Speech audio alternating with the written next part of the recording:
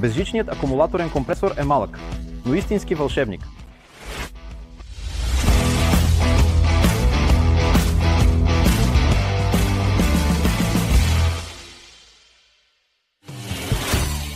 Безжичният акумулаторен компресор е преносимо устройство за надуване на въздух, което се захранва от сменяем акумулатор. Това е полезен инструмент за надуване на автомобилни и велосипедни гуми, спортни топки, матраци и други предмети, които изискват напълване с въздух.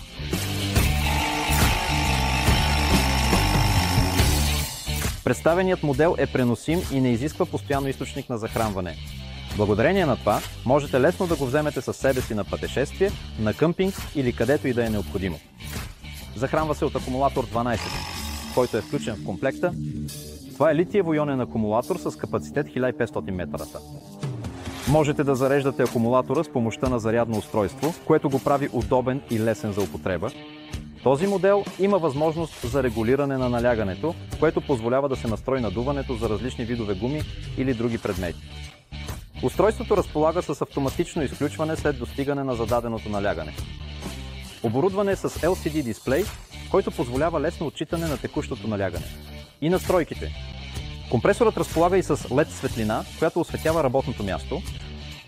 Той е оборудван и с функция за безопасност, като заключване на превключвателя в положение ON. Максималното налягане, което можем да постигнем, е цели 150 PSI, което е над 10 атмосфери. Той е лесен за употреба, компактен и лек, което улеснява съхранението и транспортирането.